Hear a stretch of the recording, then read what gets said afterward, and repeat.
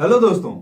दोस्तों, हम सभी दिन भर में कुछ न कुछ खाते रहते हैं। कुछ न कुछ खाने का मतलब ये है कि हम अपने दिन की शुरुआत ब्रेकफास्ट से करते हैं, लंच से करते हैं और डिनर भी करते हैं। लेकिन बीच बीच में भी हम कुछ न कुछ खाते रहते हैं, चाहे वो फ्रूट्स हों, चाहे वो ड्राई फ्रूट्स हों, चाय है, कॉफी है, जो भी आप लाइक करते हैं। लेकिन इस पूरे खाने पीने में आपका जो फोकस रहता है, वो ज्यादातर जो फोकस रहता है वो न्यूट्रिशनल वैल्यू को मेंटेन करना होता है। जी हाँ, आप जो भी खाते पीते हैं, आपका पूरा कंसर्न ये होता है कि हम जो भी खाएं पिए उसमें हमको न्यूट्रिशनल वैल्यू मिल पाए। हालांकि अगर मैं आपसे पूछूं कि आप ऐसी कौन सी चीज खाते हैं जिसमें सबसे ज्यादा न्यूट्रिशनल वैल्यू मिलती है, तो शायद आपके भी दिमाग में ये पहला आंसर आएगा, फ्रूट्स। जी हाँ, मेरी भी यही राय है कि इस धरती पे सबसे ज्यादा जो न्यूट्रिशनल वैल्यू देने वाली कोई चीज है, कोई फूड है, तो वो फ्रूट्स हैं।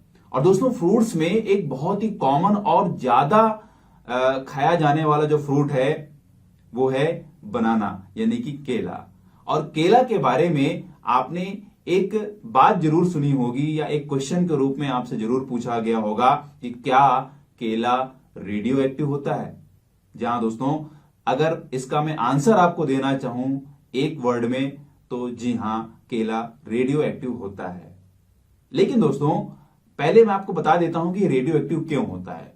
तो इसमें क्या होता है कि बनाना में बहुत सारे, देखिए, कोई भी फूड होता है या कोई भी सब्सटेंस होता है, चाहे वो नेचुरल रूप से है चाहे वो आर्टिफिशियल रूप से है, तो उसमें कई सारे एलिमेंट्स होते हैं, कई सारे कंपाउंड्स होते हैं। तो उसी तरीके से केले में भी कई सारे एलिमेंट्स हैं, लेकिन पोटेशियम एलिमेंट की जो प्रचुरता है, जो मात्रा है, वो बहुत ज्यादा है।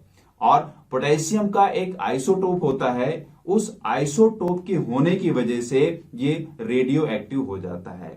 जी हाँ दोस्तों, वो जो आइसोटोप है पोटेशियम का, वो रेडियो एक्टिव नेचर का होता है, इस वजह से ये रेडियो एक्टिव हो जाता है।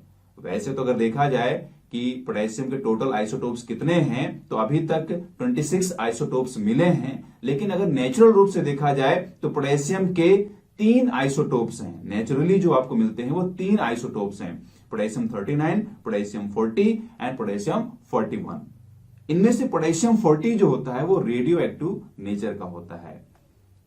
लेकिन दोस्तों, बनाना यानी कि केले की जो रेडियो एक्टिविटी है वो इतनी ज्यादा नहीं है कि आपको बीमार कर दे या रेडिएशन के संपर्क में आने के आपके अंदर लक्षण दिखें।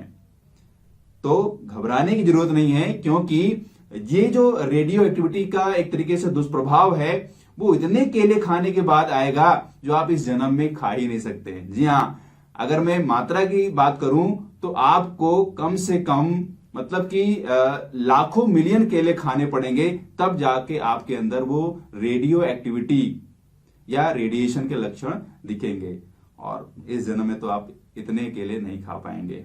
फलों को बहुत ही अच्छे तरीके से धोकर ही खाएं, तभी आपको उसका पूरा फायदा मिल पाएगा, मतलब आप उसके पूरे न्यूट्रिशनल वैल्यू का फायदा उठा पाएंगे। अदरवाइज फल आपको बीमार भी कर सकते हैं। जी हाँ, तो ख्याल रखिए, टेक केयर, मिलते हैं नई वीडियो में। Thank you.